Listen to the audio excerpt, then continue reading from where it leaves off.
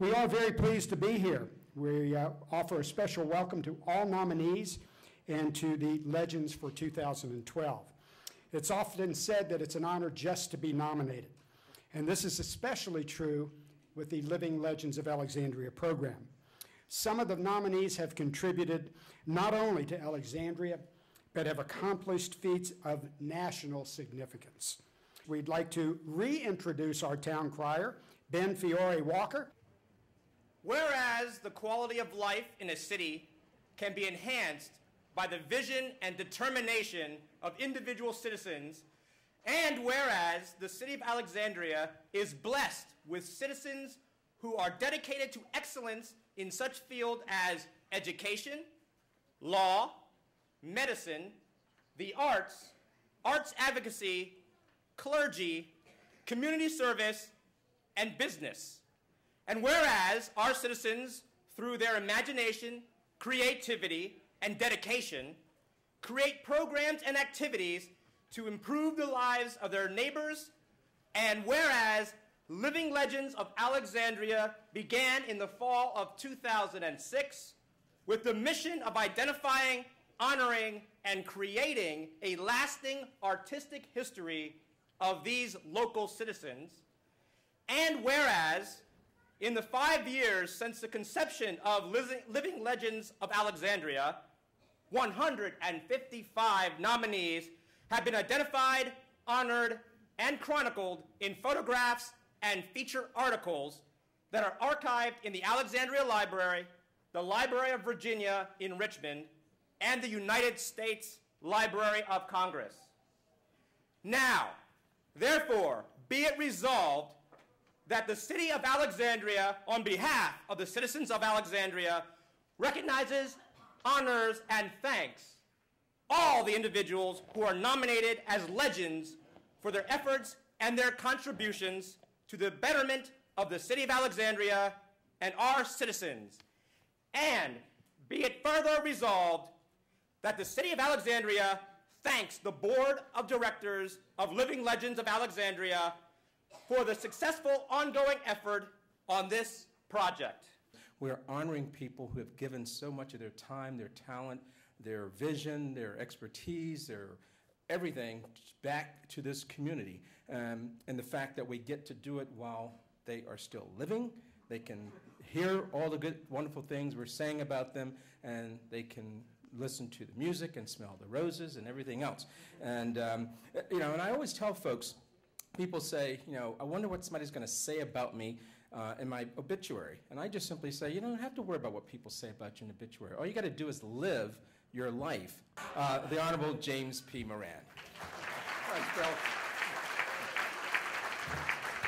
You know, you look around the room, and this is a room full of what we call living legends. I guess we're celebrating the fact we're still living, obviously, but we're also celebrating the fact that we're part of the community of Alexandria. You know, John Adams and Thomas Jefferson used to fight a lot, but toward their later years, they actually realized that they had so much in common, and they would share thoughts and insights, and you know, they had really had much the same kind of experience in the beginning of our republic. And John Adams, at one time, shared with Thomas Jefferson his concern. He said, who can write the true history of the American Republic? And Jefferson responded, there is no one who can truly write the history of America, because it will be written in the hearts and the minds of Americans every day as they go about their lives, in how they choose to spend their lives and who they choose to as their leaders. And that is obviously was so true of the United States of America, but it is very true of this community as well. You know, it's not the elected officials that, we get our recognition and so on, that really set the tone and the content and the direction of a community. It's really the people such as we are honoring tonight.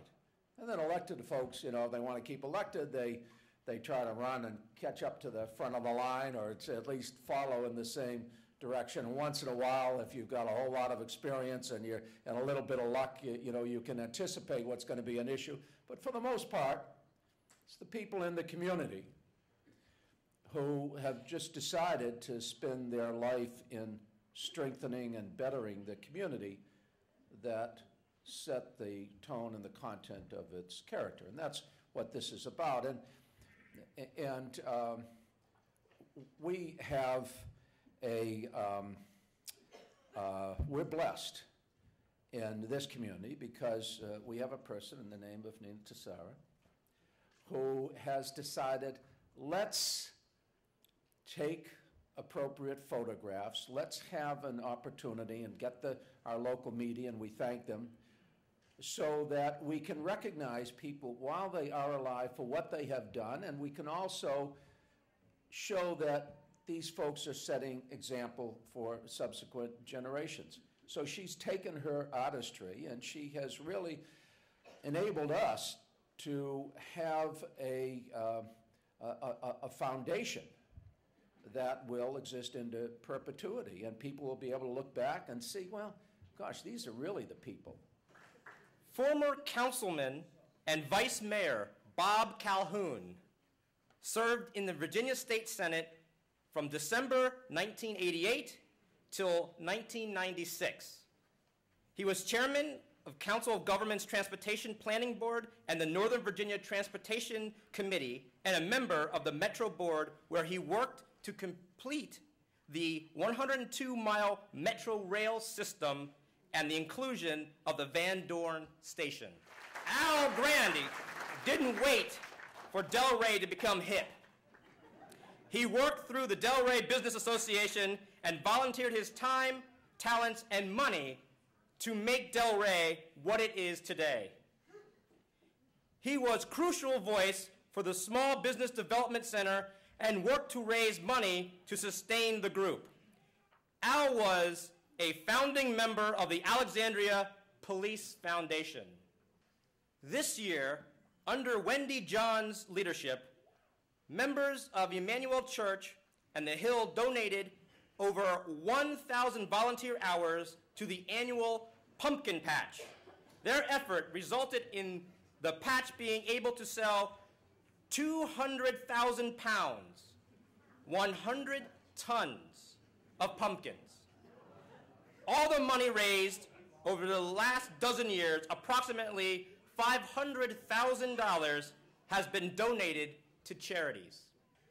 William Bill Kehoe has volunteered at the Alexandria Fire Department Emergency Operations Center for 34 years. He was the first responder to the 9/11 crash and spent 3 days assisting the EOC and standing a night shift fire watch on the Pentagon roof. Bill volunteers regularly with Rebuilding Together and is secretary and treasurer of the Friendship Veterans Fire Engine Association. He organizes the George Washington Annual Breakfast. Alan Lomax has been an active volunteer and leader advocating the policies and community change for over 32 years. He participated in the Citizen Steering Committee that led the community health assessment that formed the basis for founding the Partnership for a Healthier Alexandria. Alan became chair of the Substance Abuse Prevention Coalition of Alexandria in 2009 and has volunteered over 550 hours to the coalition. As the Dean of Liberal Arts, Northern Virginia Community College, Jimmie McClellan encourages his faculty to transcend disciplines to create joint projects such as a recent conference and music concert to commemorate the Civil War sesquicentennial outside the classroom. Jamie has chaired Alexandria's Human Rights Commission, championed legislation and resolutions that uphold civil liberties. He has been a strong voice and board member for the Streetcar Coalition.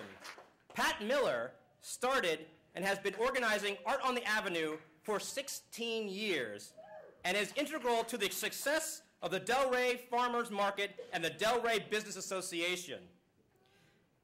Consistently publicizing and strengthening her community, she chairs the Alexandria Commission on the Arts and promotes artists, public arts, and funding for the arts.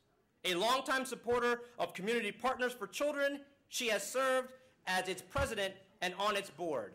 Active in early years with the PTA Council and as soccer coach, Mike Oliver remains a steadfast cheerleader at T.C. Williams High School football and basketball games. An active member of the St. Clement's Episcopal Church, he helps with winter serving of the homeless and at Alive with food and furniture distribution. At 6 a.m. on Christmas mornings, when others are opening their own gifts, Mike Oliver is working as Santa's helper and can be found giving out gifts to children and families at the Carpenter Shelter. Fourth generation Alexandrian, Lillian Stanton Patterson was a positive change agent in dealing with the demands of desegregation. In the 1960s, working on the boards of the Human Relations Committee and the League of Women Voters. She was a charter member, treasurer, and then vice president of the Alexandria Mount Vernon chapter of Jack and Jill of America. She served as secretary of the Alexandria Volunteer Bureau and on the Project Discovery Board of Directors. Joseph Shumard has been the lifeblood of the Alexandria George Washington Parade, the largest such event in the nation, serving as parade chairman since 1998. He has helped organize the Scottish Walk, works with First Night Alexandria volunteers, and is current president of the Friendship Veterans Fire Engine Association. Joe is a board member of Living Legends of Alexandria and serves on its finance committee. The Sterling family represents the best elements of charitable giving. After Mrs. Sterling was killed in the Pentagon plane crash on September 11, 2001, the family donated proceeds from the Victims' Compensation Fund to use as seed money for ACT, Alexandria Community Trust. One of the results of their generosity has been the establishment of the Center of Alexandria's Children, a facility that has been especially useful to SCAN, a child abuse prevention organization. Eugene Sterling is representing the family today. Dorothy Turher and Gwen Menefee-Smith are former public housing tenants who have long championed tenants' rights and worked for the educational and social needs of mentally challenged and at-risk students. They have worked to involve parents in PTA meetings and at school board meetings.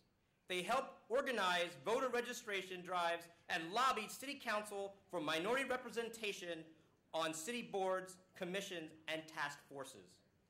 They were very much involved in the establishment of 2 senior citizens facilities, the Ledre High-Rise and the Ann B. Rose Apartments. Bud has been an attorney for the city of Alexandria. He cares more about the city than he does sometimes, it seems, his clients, because he always is looking for what's in the best interest of the city. He has spent half his adult life working for Alive, and he's mentored any number of people. He has a spiritual Bible class up at church, and he and his wife have contributed just so much, as well as the entire Hart family. So he certainly deserves to be a living legend.